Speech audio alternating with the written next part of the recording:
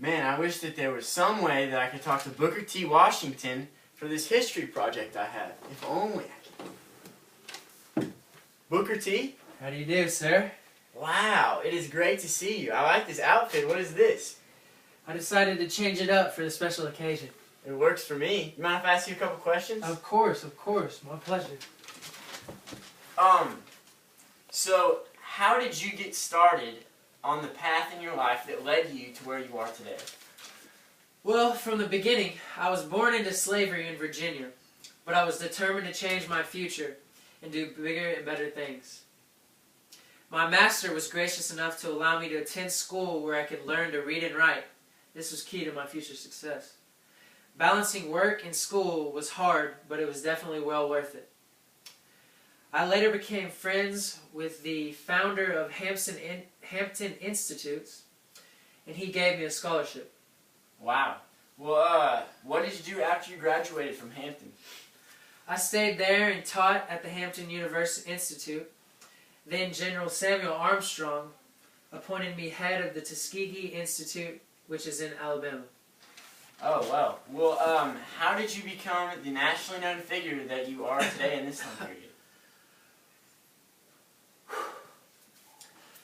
I spoke in Atlanta on my views of African Americans' current political plight. This raised my publicity greatly because I believe that African Americans should accept the fact that they do not have all the privileges in politics and government that the whites possess. I believe that they should take advantage of the opportunities that are available to them, such as opportunities in economy.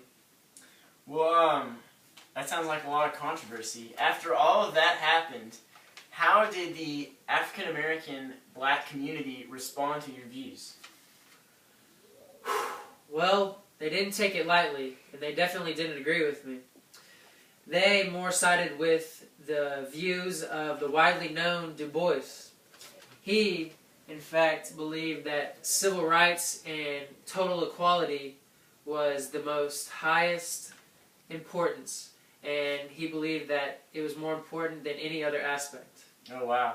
Well, I know you've written many books, and I've read a lot of them, but how many books did you write in total? I wrote 14 in all. My most commonly known is Up From Slavery, which is an autobiography.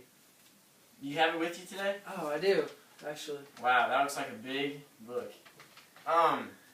Well then, what I was wondering is, most of all, was that, what do you think was your greatest effect that you had on society in your lifetime?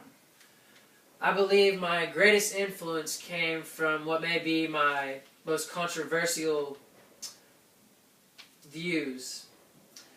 I believe that African Americans should focus on their economic opportunities to gain success in the business world rather than focus on their political and government opportunities, which they didn't have very many.